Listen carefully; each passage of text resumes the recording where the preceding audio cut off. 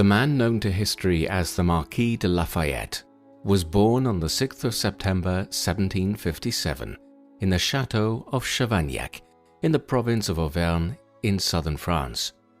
His father was Michel Louis Christophe Roche Gilbert Paulette de Mortier, Marquis de Lafayette, and his mother was Marie-Louise Joly de la Rivière. Lafayette's full name was Marie-Joseph Paul-Yves Roche Gilbert de Mortier de Lafayette, though to his close family members he was known simply as Gilbert. He came of age and made his mark on the world during the Age of Revolutions, a period of time between the 1770s and the mid-1800s, in which multiple revolutions, including the American, French, and Haitian revolutions, rocked the globe and transformed the way in which humans lived and interacted with each other. It was indeed a world turned upside down. Lafayette played a direct role in two of these revolutions, the American and the French, becoming a national hero in both the United States and France. Whether it was on the battlefield or in the stateroom, Lafayette was a man destined to transform history. Lafayette's parents were from the lower nobility. Their family and region were poor and underdeveloped, though family legends told of their ancestors' greatness and valor on the field of battle. Lafayette's father was a grenadier. The grenadiers were special soldiers recruited for their strength and talent. Previous generations were those that would throw crude grenades into enemy fortifications, though the practice was already dying out by the 1750s when Michel was at war. Michel was a colonel in the Royal Army and was sent at the time of Lafayette's birth to fight in what is now Germany. In the mid-1700s, the territories of modern Germany were a loose collection of states and provinces. They also were the site of countless battles and wars as various empires fought to control the valuable resources of the region. Michel likely learned through letter of the birth of his son, a cause for celebration in a society that placed the entire family fortunes on the eldest living male relative. Michel perhaps felt elation, knowing that now his family estate was secured for future generations. Michel was part of the French army under the command of Louis de Contades, the Marshal of France, that was gaining more and more territory in Germany during the 7 Years' War, a major worldwide conflict that pitted France against Great Britain and her German allies. The French had successfully captured the fortress of Minden, and thinking that they had their enemies defeated, marched to finish them off. The battle was a disaster for the French, their cavalry unable to crush the British infantry line. During the battle, Michel was killed by a British cannonball, leaving the young Lafayette fatherless. The death of her husband perhaps had a devastating impact on Lafayette's mother, Marie. Marie left her family and moved to Paris, only returning during the summer months until her death in 1770. One historian argues that Lafayette was left in the care of his maternal grandmother, Madame de Chavagnac. She was a woman who believed in the importance of her family and its potential for greatness. Strict but kindly, Madame de Chavagnac governed the manor and town effectively and with little fanfare. She tolerated her grandson playing with peasant children and showed little interest in the social life of France's royals. It was with his grandmother that Lafayette learned his first life lessons in the rural atmosphere of Auvergne, France. Though tutored by a French Jesuit and by an intellectual named Abbé Fayon, most of his time was spent in the outdoors on his family's estate. More than anything, Lafayette dreamed of military accomplishment and glory, just like his ancestors. His grandmother's stories had fed the flames of chivalry in the young boy, and he was eager to prove his worth to the Kingdom of France and build up the glory of the Lafayette name. However, his time in the countryside was ended when his mother, Marie, brought him to live with her and her father, the Marquis de la Rivière, a powerful man in the court of Louis XV and a commander of the Black Musketeers, the king's personal horse guard.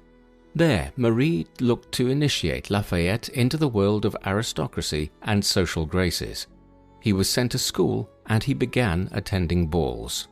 Almost 2 years after his arrival in Paris, Lafayette's mother died of a fatal illness on April the 3rd, soon to be followed by her father, the Marquis de la Rivière, on April the 24th, 1770. Lafayette was now an orphan at the age of 13 and left with a tremendous fortune of 120,000 livres, making him one of the richest people in France. Devastated, the young Lafayette now had to depend on outside counselors for help navigating the swamp of royal politics. After the death of his mother and grandfather, Lafayette faced a choice: to return to the family manor or to continue his education. The ambitious young man chose to remain in Paris, continuing his studies and beginning training as a king's musketeer, although his summers were spent at Chavagnac. Lafayette was determined to rise in France and was already making great strides to do so. Social climbing in France almost always required marriage. Marriage in elite circles was for the purpose of building up family connections, titles, and wealth. One of the first families to begin vying for the young Lafayette was the Duke of Diane, Jean-Paul François de Noailly, a powerful family in the French aristocracy and well connected to the royal family, who invited Lafayette to get to know the family, and in particular their second daughter, Adrienne. The match made perfect sense to Lafayette, and to the joy of both families, Lafayette married Adrienne on April the 11th, 1774. Lafayette was 16 years old. His bride, Adrienne, was 14. Though begun as a marriage of convenience, love developed between the two as they grew together, and as Lafayette advanced in the world. Adrienne became a strong advocate for Lafayette and tirelessly supported her husband in his many ventures. She also reared their children, while Lafayette played the role of an absentee father. The marriage also provided Lafayette with political capital and a way to rise through the French military. His father-in-law placed him in the Noailly Dragoons, a prestigious military group, perfect for an ambitious young Frenchman wishing to make a name for himself. However, for the next 2 years, Lafayette first and foremost sought to prove himself as an elite gentleman of the French court, attempting to master skills such as horsemanship, diplomacy, and even, distastefully, the art of taking a mistress. During the years prior to the American Revolution, Lafayette was enveloped in the intrigues of court, seeking to win the affections of Aglaé Dunostein, a woman known for her charm and prestigious connections. He failed miserably, though succeeding perhaps in wounding the heart of his devoted and faithful young wife. Though his father-in-law himself played similar court games as his son-in-law, Noailly wanted to drill some discipline into what he perceived to be a reckless youth. Thus, in 1776, Lafayette found himself in the town of Metz, a city in northeast France. It was here that Lafayette began hearing about a distant conflict in America between Britain and her colonies. Lafayette, eager to enact revenge on the people who killed his father, was immediately intrigued. Lafayette began studying everything he could about America. A 19-year-old gifted with an active mind and willingness to learn, Lafayette was initiated into the Freemasons, a covert fraternity which at the time espoused chivalric ideals. There he came into greater contact with other sympathizers of the American revolutionaries. Seeking his father-in-law's help in aiding the Americans, Lafayette was instead counseled to wait and let men of lesser fortunes risk it on the Americans. Lafayette, whose bitterness towards the British and acceptance of Enlightenment philosophies of liberty and natural law was undeterred. He, along with hundreds of other adventurous young European soldiers, believed that America was a backwater that needed professional help. King Louis XVI forbade Lafayette and his co-conspirators to go to America, fearing that any premature interference would result in failure for France. However, not even the king's command could stop the idealistic and headstrong youth. In the summer of 1776, just as the American Continental Congress was debating and declaring independence, Lafayette was meeting with Silas Deane, the American ambassador to France.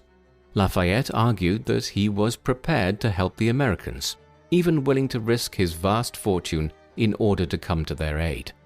To the American delegate, Lafayette's offer was too good to turn down, and the young Frenchman was given a generalship in the Continental Army. Enthused, Lafayette plotted his trip to America, along with a few fellow French officers. Lafayette purchased a ship named Victoire and began outfitting the vessel. While his ship was preparing itself, Lafayette travelled to London to visit Adrienne's uncle, the Marquis de Noailles, who was then ambassador to Great Britain. Visiting various political figures, including George III, the King of Great Britain, Lafayette dazzled everyone he met with his personality and wit. Little could any of the British elites he met with have imagined that the young Frenchman would soon be leading American colonists against British forces. From London, Lafayette wrote to his father-in-law, who, though supportive of the Americans, saw Lafayette's defiance of the king as foolhardy. Adding to the complexity, Adrienne was pregnant with Lafayette's second child. Noailles was furious and acted instantly to stop his son-in-law, even asking some officials to place the young man in the Bastille, the famous French prison in Paris, till Lafayette had cooled off. Undeterred, Lafayette directed his ship to the Spanish port of Los Pasajes and entered Spain in 1777, disguised as a courier. Despite further threats from the king and other nobles, Lafayette was determined to earn glory in America and return to France a hero. From May to June of 1777, Lafayette's ship made its way across the Atlantic, hoping to avoid both British military vessels and French ships. Throughout the trip, Lafayette wrote letters to his wife, informing her of the adventures he was having, never thinking much of how his disappearance could have impacted on his young pregnant wife. Lafayette instead focused on his excitement at coming to America, at becoming an American, and fighting for a cause worth dying for. Lafayette stated in one letter that the happiness of America is intimately connected with the happiness of all mankind. She will become the safe and respected asylum of virtue, integrity, toleration, equality, and tranquil happiness. Her happiness and my glory are my only incentives to the task of fighting for America. He landed in South Carolina on June 15, 1777, and it was here that Lafayette met his first Americans, enslaved African Americans working on gathering oysters. Lafayette would later become a powerful anti-slavery advocate, working constantly to convince his mentor and friend, George Washington, to help kill off the practice. However, at that precise moment, he had other matters on his mind, such as fighting and winning a revolution. Upon entering Charleston, Lafayette was warmly welcomed, he and his friends becoming instant celebrities in the small city. After having joined in the welcome festivities, Lafayette donated a substantial sum of money to aid the local patriots before buying a carriage for himself and his companions. But almost as soon as he had landed, he was off again. The restless and glory-driven heart of the young nobleman had no time to wait. He needed to get to the camp of General George Washington and to his new life as an American soldier. After several weeks of hard traveling over rough American roads, Lafayette and his small company of fellow French officers arrived in Philadelphia on July 27, 1777. Philadelphia was then the capital of the fledgling United States and was the largest and most economically important city in America at the time. Founded in 1682 by members of the Religious Society of Friends, more commonly known as the Quakers, the city had around 40,000 residents, making it smaller than London by roughly 700,000 people and around 500,000 less than Paris. However, despite its relatively small size, the city was well laid out and orderly, the founders of Philadelphia having used a grid pattern for the city design. Lafayette would have noticed the diversity of the city as well, with English and German settlers, both free and enslaved African Americans, and many others crowding the streets as his carriage made its way toward the home of the Massachusetts statesman John Hancock, who had helped lead the colonies towards rebellion and subsequently outright revolution. Lafayette perhaps expected to be received as a hero, but instead was afforded a lukewarm reception. From the start of the American Revolution, a flood of European adventurers had crossed the Atlantic to offer their services to the fledgling United States for high pay and high official status. Many of these men claimed higher ranks than they actually were, and the vast majority were completely incompetent. Lafayette's arrival coincided with a change in fortunes for the Americans. In the spring of 1776, the American armies in Canada had been driven back into New York by a British force led by Scotsman Guy Carleton. In New York, General William Howe had invaded, bested, and nearly wiped out the American armies commanded by George Washington.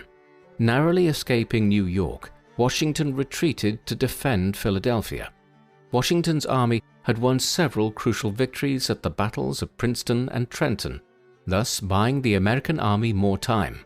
Despite these victories, the American army was plagued by a lack of funds, food, and supplies. Americans were desperate. Hancock refused to meet Lafayette, his secretary instead sending the Frenchman and his companions to see Robert Morris, the man behind the finances of the Continental Congress. Morris likewise was dismissive and suggested that Lafayette instead confer with James Lovell, who served on the Congressional Committee of Foreign Correspondence. Meeting Lovell at the Pennsylvania State House, Lafayette was likely shocked to hear that his services would not be needed and that the promised rank of general in the American army was not to be his. Lafayette was devastated. However, Lovell, after reviewing letters from Benjamin Franklin and Silas Deane regarding Lafayette, sought out the young Frenchman and apologized for his initial hostility. Lafayette in turn expressed his willingness to serve as a simple soldier, if it meant that he could fight in the cause of freedom. Lovell was excited and intrigued by the young Frenchman, who appeared to want nothing more than to fight for his adopted country. Lovell brought Lafayette before Congress, who awarded him the status of a Major General. However, he was not to command any units and was instead to be a visitor and advisor to the American commanders already in the field. In essence, his position was honorary. Congress, eager to move to the next problem, turned the matter over to George Washington. Lafayette had his first chance of meeting the American leader on August 1, 1777 at the City Tavern in Philadelphia. There, Lafayette mingled with other American officers and elites and was able to introduce himself to the commander. The meeting was quite successful, as Lafayette was able to impress the older Virginian planter with his sincerity and devotion to the American cause. Washington invited Lafayette to join him on an inspection of American forts along the Delaware River, a sign of acceptance by the American commander. During the inspection, Lafayette became better acquainted with the American military structure, its leading men, and the soldiers themselves. His enthusiasm earned the friendship of men such as Horatio Gates, Henry Knox, and Nathaniel Greene, all men who played a critical role in the American military. After a month of interacting with the American army stationed at Philadelphia, Lafayette had his first opportunity to prove his worth as the American forces launched an attack on the British gathering near Brandywine Creek, just a few miles distant from the American capital. Leading a group of several hundred men, Lafayette enthusiastically led his men into battle. Cannon fire, musket fire, and the shouts and screams of battle echoed across the battlefield. In the midst of the fray, Lafayette was struck by a bullet in the leg, causing him to fall from his horse. Undeterred, Lafayette continued to command until the bleeding became so intense that he was forced from the front lines. Lafayette was treated by Washington's personal doctor as the American forces retreated after having been nearly encircled by the larger British force. Having barely turned 20, Lafayette lay wounded and was evacuated to the nearby city of Bristol. There, the young Frenchman was visited by Henry Lawrence, the President of the United States Congress, who took a personal interest in the young general and took him to a different hospital away from the conflict. Lafayette waited there for 2 months, missing the Battle of Germantown, a battle in which the Americans nearly won the day, if it had not been for a few devastating mistakes made by the inexperienced forces. The defeats at Brandywine and Germantown forced the Americans to abandon Philadelphia, allowing the British military to march triumphantly into the United States capital. Some of the Loyalists, or those Americans who supported the British Empire, openly celebrated the American defeat. Many American patriots fled the city, hoping that soon General George Washington could retake Philadelphia, though many became increasingly pessimistic at the ability of the American armies to ever be able to win the war. Throughout the colonies, the twin defeats of Brandywine and Germantown, as well as the loss of Philadelphia, cast gloom over the young nation. However, a resounding victory in New York at the Battle of Saratoga provided some solace. Though the Americans had failed in several key battles, at least they had not fully collapsed. Lafayette, who had studied military history throughout his youth, likely was intrigued to see how the American forces responded to the loss of the capital. While some men did desert the army, several thousand American soldiers marched towards a winter encampment at a place 25 miles northwest of Philadelphia, called Valley Forge. Lafayette recovered quickly from his leg wound and then rode to the American encampment at Valley Forge. Though the winter was not as devastating as some historians have portrayed, the cold and snow, combined with the lack of supplies and meager rations, made for a particularly difficult few months. Across the small valley, soldiers constructed wood huts to shelter them from the winter cold. Many soldiers decided that winter that freedom was not worth the price of their lives. However, many more remained at the winter encampment, risking their lives to maintain the American army. While there, Lafayette led a small reconnaissance mission and engaged the enemy at Haddonfield, for which he earned the commendation of American leaders for his bravery. Though the mission had been a near disaster, his successful escape and quick thinking gained him praise from those around him. Lafayette was accomplishing what he had hoped. Though he had yet to achieve a significant victory, his reputation was growing as a dashing and fearless leader. He inspired confidence in his fellow officers and subordinates, his fervor for the American cause running as deep as many Americans. While in Valley Forge, he witnessed the arrival of the fiery Baron von Steuben, a Prussian military man, who in reality was a low-ranking officer, but who began to drill into the American army the sense of order and discipline that was needed to turn the motley bunch of farmers, artisans, laborers, and seamen into a coherent fighting force. Remarkably, von Steuben found a receptive audience who quickly accepted the military training. Lafayette would have noted that this acceptance of the training stemmed in large measure from the patriotism of the soldiers. These men were not fighting for kings, for the glory of a nation, or for money or gold. At the time, Congress was heavily in debt, unable to pay its soldiers for several years.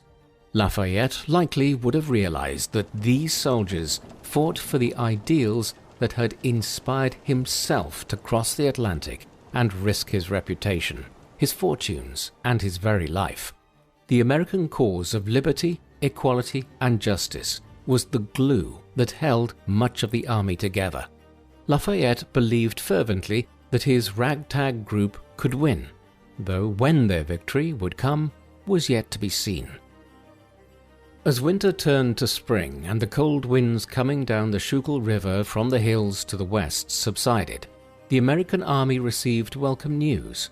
The French government, following the American victory of Saratoga and the near victory at Germantown, had decided to support the Americans in their fight for freedom as a way of damaging their old enemy Great Britain.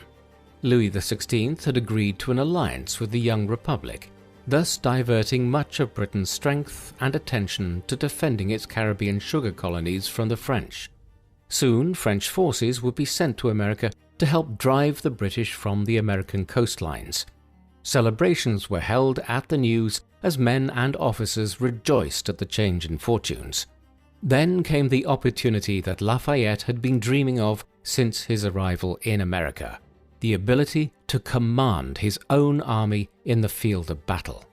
Though the Americans had failed to seize Canada during the years of 1775 and 1776, many in Congress and in the American military believed that there was still sufficient support for their cause among the old French-Canadian settlers living along the Gulf of St. Lawrence. In fact, several hundred Canadians had joined the American armed forces and had participated in most of the major battles, including the battles of Brandywine, Germantown, and Saratoga. These Canadians would be assigned to Lafayette's command, as well as several thousand other American soldiers. The American command hoped that, with the alliance with France, they could receive help in retaking the old French colony of Quebec that had been seized by the British in 1763. Lafayette was ecstatic. Not only would he help the Americans by removing the threat of invasion from Canada, but he also would be able to avenge the French loss of 1763 and restore the honor of his beloved France. Arriving in Albany, New York, Lafayette discovered that the army was far smaller than promised, and that there would be little support shown for a second invasion of Canada. The lack of French support did much to kill the operation as well. Disappointed and frustrated, Lafayette found himself far from his friends in the main American army and dealing with a disorganized and collapsing military structure in the north. Turning his energies to rebuilding the northern wing of the Continental Army, Lafayette found himself facing a formidable opponent, the Native American powers aligned with Great Britain. The indigenous peoples of North America had long posed a challenge to colonists' plans of expansion and conquest. Rather than passive victims, as they were sometimes portrayed, these tribes were groups of people who were willing to fight and contest the advancing empires. In fact, these Native American tribes were also willing to conquer and create vast empires themselves. The Iroquois or Haudenosaunee Confederacy had successfully established a powerful empire in northwestern New York State and remained a strong player in imperial ventures. On many occasions, they had played European powers off against each other and had succeeded in gaining more territory and supplies from their European enemies. Lafayette himself sought to negotiate with the Six Nations, as the Haudenosaunee Confederacy was also called. For a disciple of the Enlightenment, Lafayette was enthused at the opportunity to observe the native peoples of the region. He participated in negotiations and believed that he had played a successful role. Though he spent little time in northern New York, he was as busy as ever attempting to bring success to the American cause. It was while there that Lafayette learned of a tragedy that shocked him deeply. His daughter, Henriette, had died. She was only 2 years old. Lafayette soon returned to Washington's camp and was nearly captured at the small battle of Barron Hill outside of Philadelphia. In May of 1778, Lafayette led several thousand men almost into a trap, narrowly escaping once again. Luck seemed to constantly be on the young man's side. Lafayette was also present as a massive French fleet arrived to aid the Americans in July of 1778. However, the French commanders were timid and worried about the possibility of severe losses, recalling the brutal defeats at British hands during the 7 Years' War. It was also true that French resources were far more limited than the British Empire's. In order to win, they had to have victories without great expense, and the commander of the fleet, Comte d'Estaing, was unwilling to make any risky move for the Americans. Thankfully, their mere presence on the American coastline was enough to force the new British commander, George Clinton, to decide to evacuate from Philadelphia and retreat towards New York. Seeing an opportunity, Washington's army, which had been training throughout the winter of 1777 and 1778, attacked. Catching the rear of Clinton's army in New Jersey at a place called Monmouth Courthouse, Washington's forces showed that they had transformed themselves from a collection of citizens into an army. Surprised, the British were unable to overwhelm the Americans as in previous battles. While the battle technically was a draw, it was an incredible intellectual victory. Americans had nearly bested one of Europe's strongest empires on the field of battle. Though Lafayette and Washington were disappointed at not having captured the British forces, the battle proved to be a turning point in the war, as Clinton's army hunkered down for a long stay in New York. Meanwhile, the French forces under Comte d'Estaing continued to cause problems in the French and American alliance. The Americans felt that the French military leadership was arrogant and unwilling to work alongside the Americans, in addition to being incompetent. Lafayette worked to calm tensions. However, Americans like Washington believed that in order to succeed they would need more help than a single French navy that had sailed off towards the Caribbean after a few disappointing months in North America. Approached by Washington and Congress, Lafayette was charged to return to France to help reinvigorate the alliance and see if France could contribute more to the cause. Lafayette set sail from Boston, Massachusetts on January 11th, 1779 and arrived in France at Brest on February 6th. A new chapter was beginning as Lafayette began to wield his fame and enthusiasm in the court of Louis XVI. On arrival in France, Lafayette was transported to his father-in-law's home and held in confinement for 10 days, a symbolic punishment for having disobeyed the king's orders when he went to America. However, Louis XVI and the rest of France saw the young man as a hero, and he was celebrated throughout the kingdom.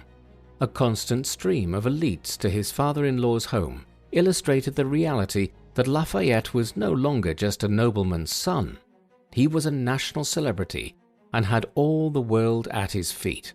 Lafayette entered into a passionate affair with Aglaé Dunostein, one which provoked endless rounds of gossip in the French capital. Lafayette's wife Adrienne took the betrayal in her stride, giving Lafayette another son in December of 1779 named George Washington Lafayette. Lafayette soaked in the revelry while also continuing to work on persuading the king and his councillors that it would be in France's best interest to send additional support to the Americans. Additional funds were to be sent, along with additional troops. However, Lafayette, much to his disappointment, was not to be in charge of the expedition, the command instead going to Jean-Baptiste Donatien de Vimeur, Comte de Rochambeau. Known in America simply as Rochambeau, Jean-Baptiste was born in Vendôme, France in 1725. He began his military career at the age of 15 and fought in the War of Austrian Succession, a European-wide war fought over whether Maria Theresa, daughter of the Holy Roman Emperor Charles VI, could succeed her father as heir to the Austrian throne. The war lasted 8 years, from 1740 to 1748, and involved most of the major nations of Europe, including France, Great Britain, Sweden, the Netherlands, the Holy Roman Empire, Prussia, and Russia. During this war, Rochambeau was tutored by various prominent generals as an aide-de-camp. During the subsequent 7 Years' War, which occurred from 1756 through 1763, he not only advanced to become a general, but also gained experience fighting in the Americas. Lafayette accepted the appointment and was soon back sailing towards America, leaving France on March 9, 1780. What mattered was that the Americans succeeded, and victory should come to what Lafayette considered the brightest beacon of freedom in the world. Back in America, Lafayette was once again under the American command.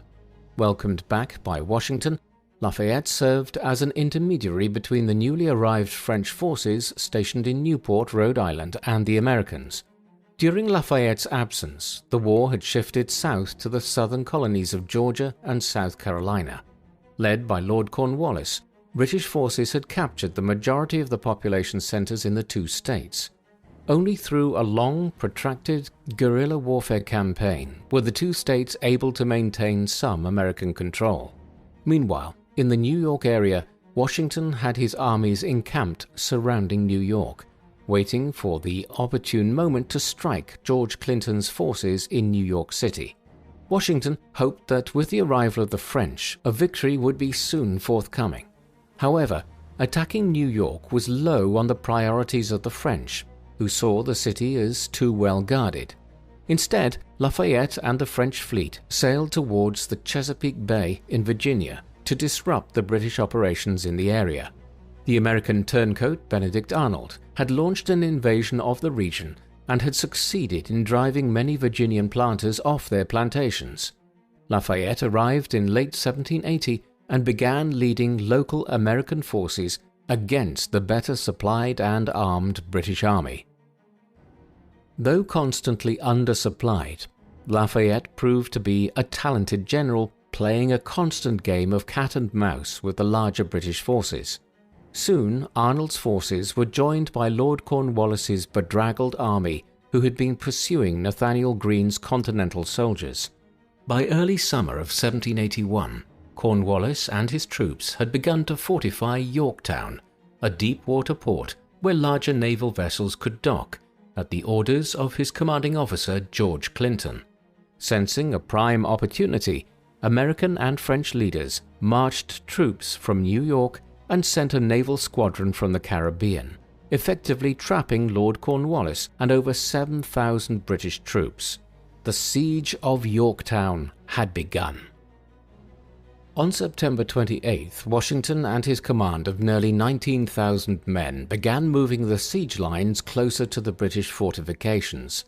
Over the course of the next week, Washington's army constricted the British forces until on October 6, 1781, the Americans opened the first parallel or trench that would allow the Americans and French to bombard the British defenses with cannon fire.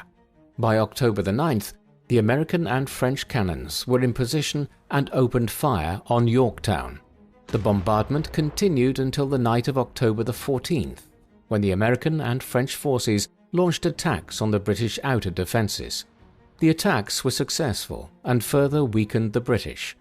Artillery bombardment continued for 8 more days until, on October 17th, 1781, Lord Cornwallis surrendered. Lafayette likely felt intense satisfaction at seeing his long-hated enemies subdued by the combined forces of America and France. His satisfaction undoubtedly increased as he watched Rochambeau refuse to accept the sword of Lord Cornwallis, a ritual event signaling a surrender, and instead insisted that George Washington receive the sword. When word reached towns and cities across America, celebrations were held by patriots, while loyalists feared that the worst possible scenario had come true. The war would take another 2 years to be settled, as deliberations in London and Paris attempted to sort out how exactly the colonies would be separated from Great Britain. Lafayette had returned to France in 1782 in order to aid the American delegates there. In his role as advisor, Lafayette used his celebrity status to help the Americans secure the best deal possible.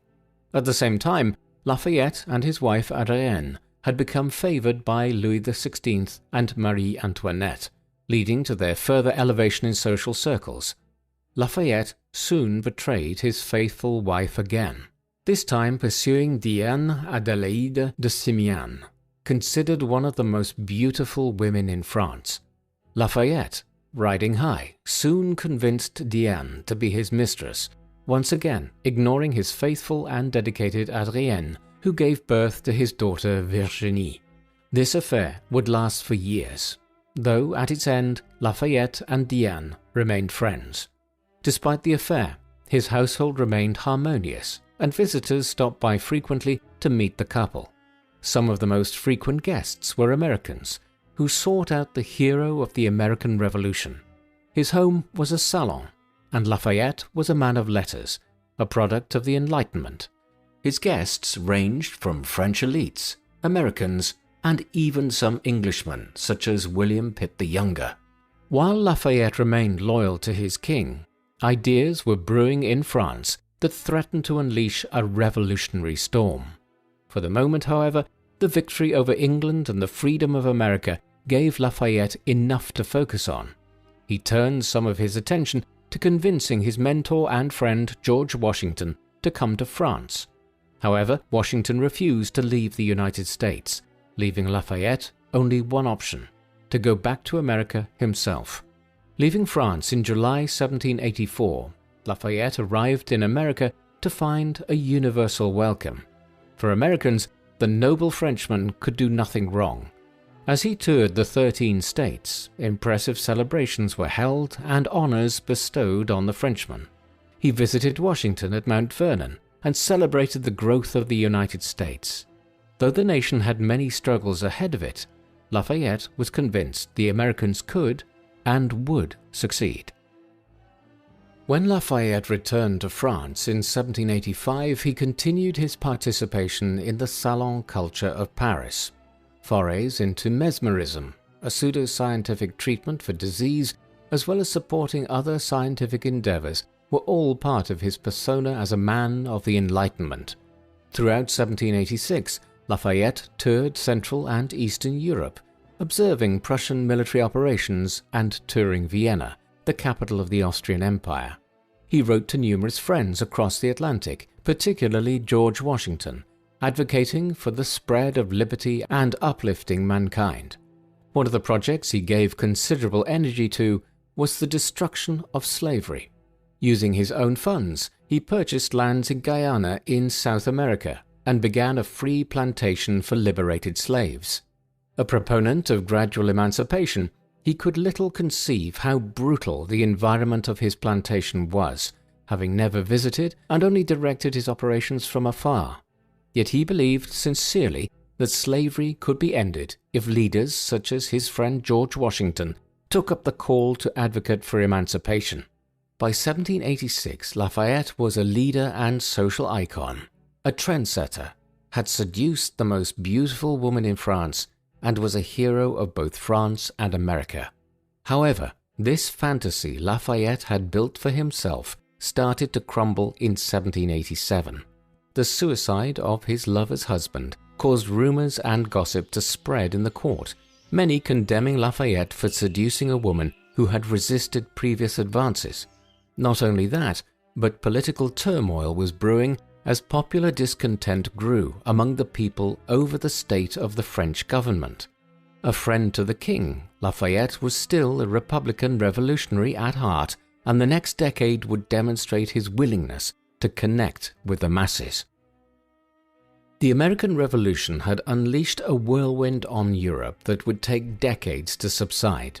Louis XVI sought to restore order and stability to the kingdom's finances and structure by calling together an assembly of notables, in essence France's parliament, which had not met in hundreds of years. Lafayette, an appointed member by the king, tirelessly called for reforms such as toleration for Protestants and tax reduction for the poor. Throughout the month of February of 1787, Lafayette and other reformers barraged fellow members with calls for a national assembly. In the end, the king called an Estates General, an assembly of representatives from the 3 estates or classes in the realm of France: the nobility, the clergy, and the commoners, to be held in 1789. On May 5, 1789, the Estates General gathered at Versailles, beginning the process that would be the beginning of the end for the Kingdom of France. Lafayette had been appointed a delegate for the Second Estate, the nobility. He understood that this event was historic, with the last Estates General having been called back in 1614. The French kings had ample reason to avoid calling the estates. A robust gathering of elites always had the potential to turn against the king's policies. Such a confrontation was never desirable, and it proved far easier for kings to rule without the advice of the estates than with them. Yet in this moment of crisis, as support and confidence were eroding in the monarchy, calling the estates was a last-ditch attempt at stabilizing the situation, particularly as riots and violence spread as thousands of the lower classes found themselves starving to death. After Louis XVI opened the Assembly, it quickly devolved into chaos. The Third Estate, representing the vast majority of France, demanded more equal power in the Assembly. The conflict escalated until on June the 17th, the Third Estate rebelled and declared itself the National Assembly and began forming a constitution. Louis XVI attempted to intervene on June the 23rd, only to find that no one was willing to listen. Events continued to escalate until on July the 14th, crowds of protesters stormed the Bastille, the French prison and symbol of royal authority. On July the 15th, a new militia organization, the National Guard, was established by members of the Third Estate. Through it all, Lafayette's fame as a man of the people exploded. His speeches and impassioned pleas to his fellow nobles to heed the demands of the Third Estate won him many allies and equally as many enemies. Though Lafayette was a Republican, he continued to support the idea of a constitutional monarchy, one in which the king was bound by written laws. He supported the new National Guard until August, when he watched mobs kill state officials blamed for the price increases in Paris. His attempted resignation was stalled by his officers, who convinced the national hero to remain. Lafayette found himself caught between two conflicting worlds, the world supported by the aristocrats and monarchy, and that of the Assembly. Lafayette would try to bridge the two worlds in ways that would satisfy neither faction. After a summer of tensions, Lafayette found himself facing another potential crisis: diminishing supplies of bread in Paris, as well as the refusal of the king to go along with the Assembly's reforms, helped fuel a mass demonstration from the poor women of Paris. On October the 5th, 1789, a massive crowd of women marched towards Versailles, demanding the royal family accept the Assembly's reforms and come to Paris. Lafayette and his men arrived too late to stop the women's march, but decided to follow the proceedings, perhaps as an effort to maintain order. The king received delegates of the mob, in which he promised to send flour supplies to Paris. However, the gathering insisted that the king and his family return to Paris to be with the people. The next day, in the early morning hours, violence broke out as crowds flocked to Versailles and some of the mob attacked members of the royal bodyguard. Lafayette worked furiously to calm tensions, to little avail. Lafayette suggested that the king follow the mob and return to Paris to calm tensions. Trusting Lafayette, the king agreed. One moment that riveted the crowd was when Lafayette brought Marie Antoinette to a balcony at the request of the mob. There, he kissed the queen's hand in a gesture of respect and loyalty. The crowd responded enthusiastically, seeing their hero accepting the queen. Though the mob remained on the verge of greater violence, Lafayette seemed to have a calming influence. The king and queen left for Paris on October the 7th, acceding to the crowd and setting the stage for the collapse of the French monarchy. Over the next year, tensions did not subside, but efforts were made to reorganize France's monarchy. On July the 14th, 1790, the king accepted the national constitution and the Assembly, a moment which led to mass rejoicing and celebration. Lafayette himself was ecstatic. While Lafayette's popularity was at its highest, social currents were at work, undercutting the popularity of America's Frenchmen. Among royalists, Lafayette was seen as a traitor, a man who allied far too much with the mobs. Among the crowd, a growing opinion asserted that Lafayette was too much of a royalist and far too attached to the king. Lafayette found it increasingly difficult to secure obedience from his troops, and found himself further alienated from the royal family. However, Lafayette, perhaps arrogantly, believed that peace was coming to France, and with it, a better, enlightened government. His fantasy world was destroyed when the royal family attempted to flee Paris on June the 20th, 1791, only to be captured on June the 21st. Lafayette was distraught. The attempted flight undermined trust in the king among the crowds of poor Parisians, and its failure enraged aristocrats who had been planning a counter-revolution. Lafayette's reputation was declining rapidly among both groups, but the most significant damage came on July 17, 1791, when Lafayette's troops engaged in a heated street battle with radical revolutionaries, which resulted in over 50 killed and many more wounded. Though done to restore order, many radicals saw Lafayette's actions as a complete betrayal. This event destroyed his popularity among many poorer Parisians, who began to believe that Lafayette was, in reality, not a friend to the people. After months of tensions, Lafayette resigned his commission on October 8, 1791.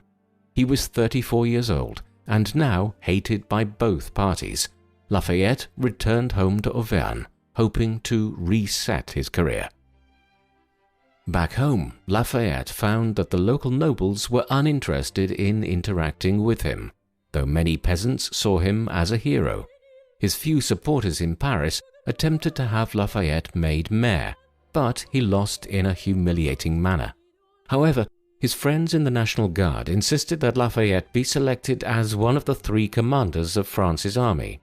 In this, he was opposed by radicals from the left, who sought to use the army to their advantage. Lafayette continued to vocally support the king, which won him only more anger from the radical leftists in the Assembly, many of whom were part of the Jacobin Club, a far-left political party that sought to destabilize and overthrow the monarchy. In 1792, further protests and riots in Paris broke out, the power of the king shrinking with each disturbance. As the king became increasingly unpopular, so did his defender Lafayette. On the 10th of August 1792, a riot ransacked the king's palace in Paris, which forced the royal family to seek the protection of the National Assembly. The image of absolute monarchy, or even a strong constitutional monarchy, was broken. Derided by Jacobins as an agent of foreign powers, specifically the Austrians, Lafayette attempted to shore up support for the king by demanding his troops swear loyalty to the nation, the law, and the king. Few followed his commands, and he was released from his command on the 17th of August 1792, and on the 19th of August his arrest was ordered. On the 19th of August, Lafayette and 22 other officers fled to the town of Rochefort, a town under Austrian control. Rather than be allowed passage to a neutral nation as Lafayette had hoped, he and his comrades were arrested and treated as prisoners of war. While Lafayette languished in prison, the French won a resounding victory on the 20th of September 1792 over the Prussian Empire, thus ending any outside attempts to restore Louis XVI as King of France. The following day, the First French Republic was proclaimed, to rejoicing among the crowds of Paris. While Lafayette remained in prison, the new regime seized Lafayette's property and mocked the former hero. Meanwhile, the rulers of Austria and Prussia took their anger out on a man they believed had been responsible for the fall of France's monarchy. Lafayette was tortured, deprived of air and light, given meager, dirty rations, and subjected to brutal guards. Not only this, but Lafayette learned of the execution of the royal family, the beginning of what became known as the Terror, a brutal period of government-sponsored mass execution of political enemies and the arrest of his wife.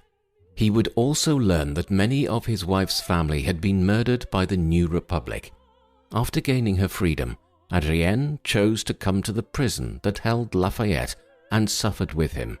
It was a brutal period, both for Lafayette and the French people. Many of his former friends, his enemies and compatriots, were victims of the guillotine. After 4 years languishing in jail, George Washington, now President of the United States, sought to aid his friend.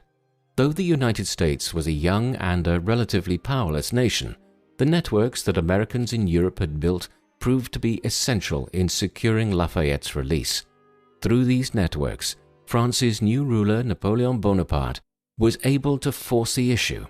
In order to save face, the Austrian government released Lafayette and his family on the 19th of September 1797, declaring that they had done so only at the request of the Americans and through their own generosity.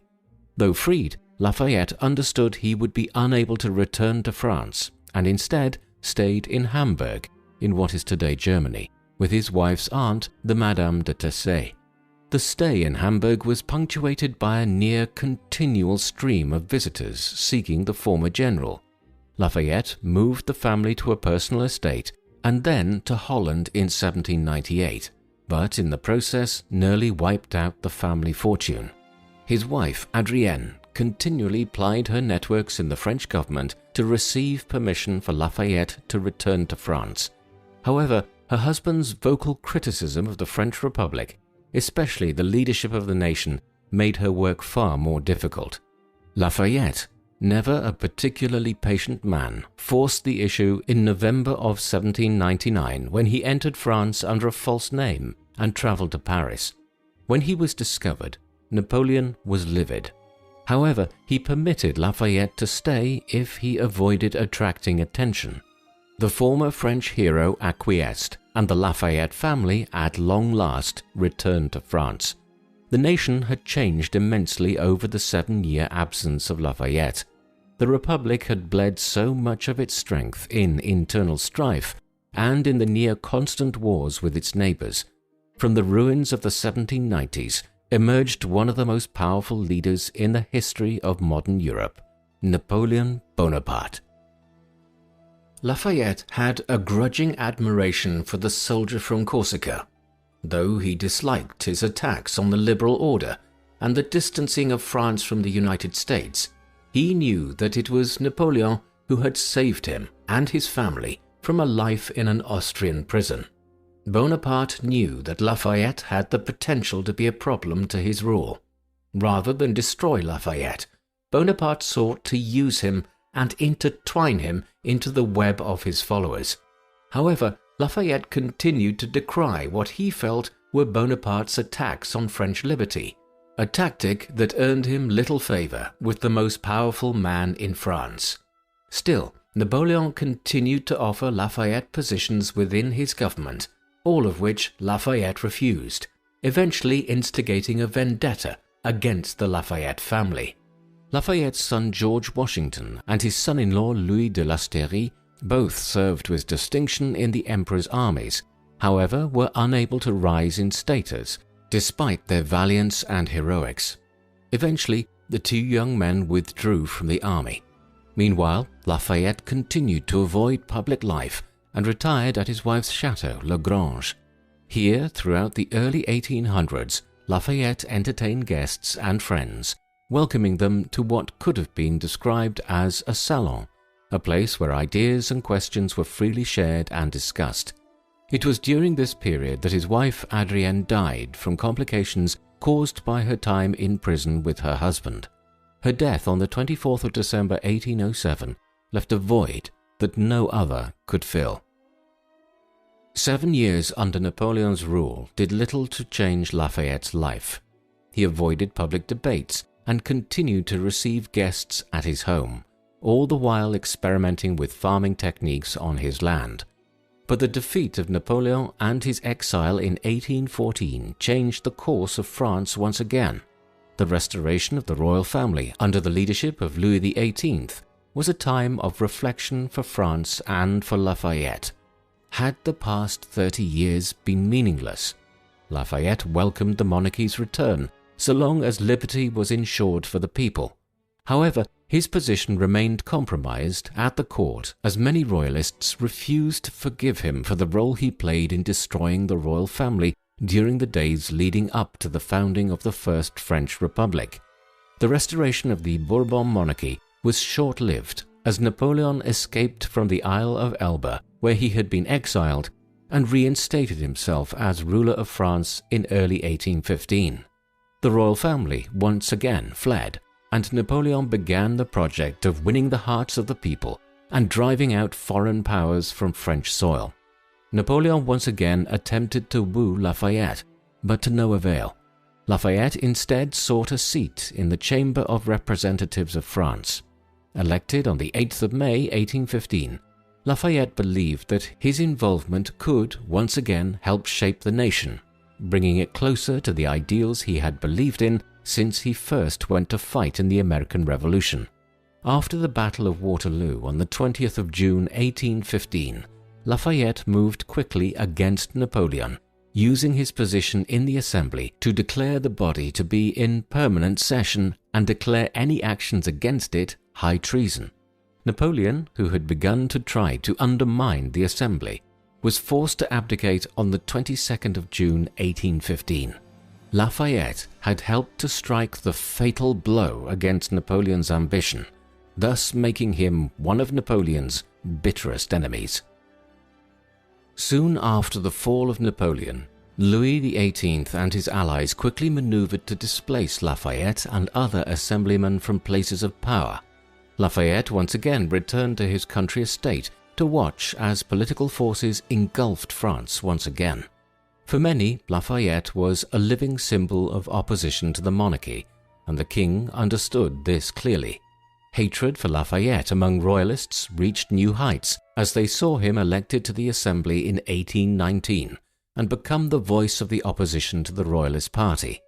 They couldn't understand how Lafayette could ignore decades of bloodshed and even the death of his family. For them, republicanism symbolized destabilization and mob rule.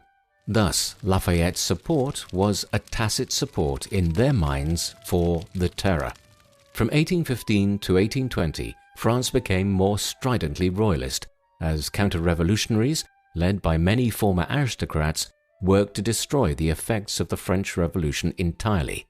Lafayette remained a thorn in their side, forever fighting any attempts at restoring the old ways of the French monarchy.